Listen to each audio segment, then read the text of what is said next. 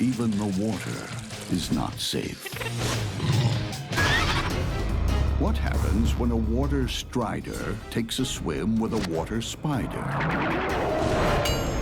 It's time to run, but there's nowhere to hide.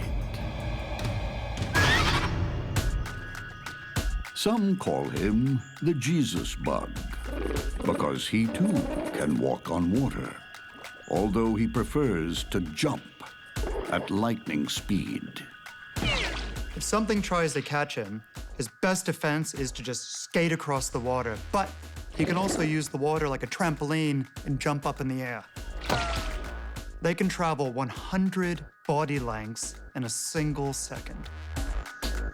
It's like a 6-foot-tall human taking off at 400 miles per hour.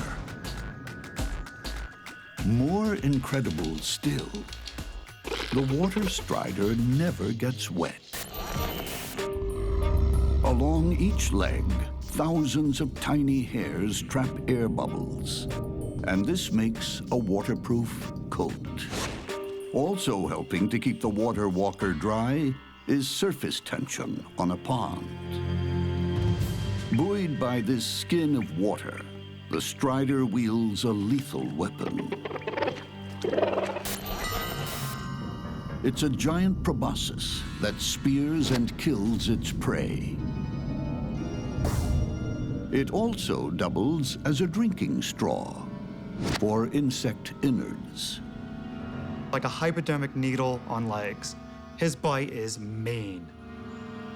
A small creature that can't handle the water soon becomes Bug Slurpee.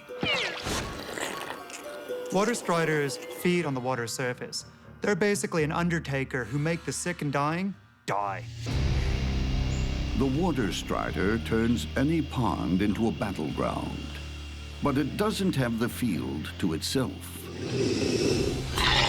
The water spider is just as comfortable on a pond as it is on land. Water spiders are able to travel across water much more effectively than most other spiders or many other invertebrates. If they were a car, they're moving on the order of 300 miles an hour. I mean, they're just incredibly fast spiders. Though this female is bigger than the strider, she still doesn't sink or get wet. She also relies on tiny hairs to make an air suit. Even more astonishing, she has tiny claws at the tip of each leg, giving her incredible grip on the water surface.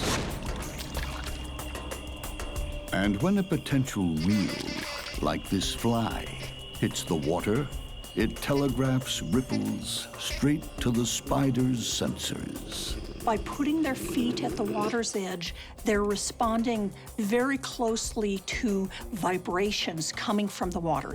They're exquisitely sensitive to those vibrations. There are worse ways to go than drowning.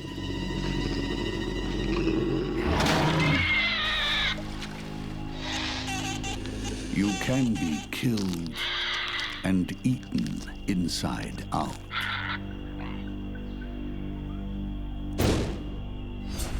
In a face-off between these two floating attack machines, it all comes down to who moves first. The spider is strong and fast, but the strider is even faster. It'll be a case of the quick or the dead. Next, stealth fighter versus speed machine.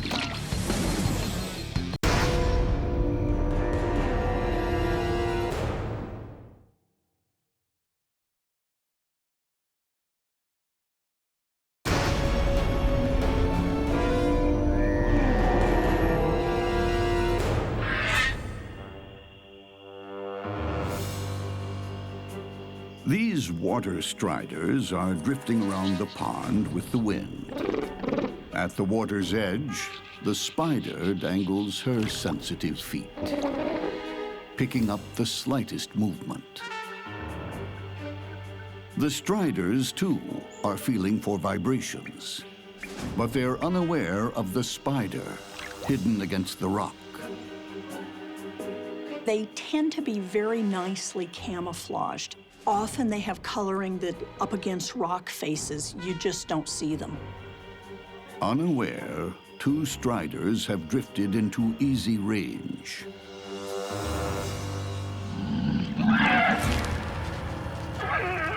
One uses its lightning speed to escape. The other is not so lucky.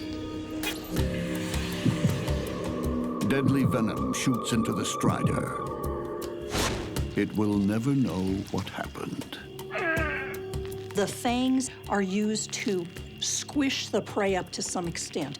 It is simultaneously regurgitating digestive enzymes. So what they're basically doing is they're dissolving the prey, turning it into a protein milkshake, and then sucking it down.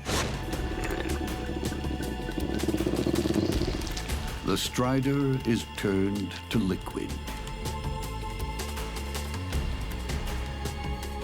The water strider was in the wrong place at the wrong time to mess with a water spider. In bug water world, no one gets wet, but you can become a drink.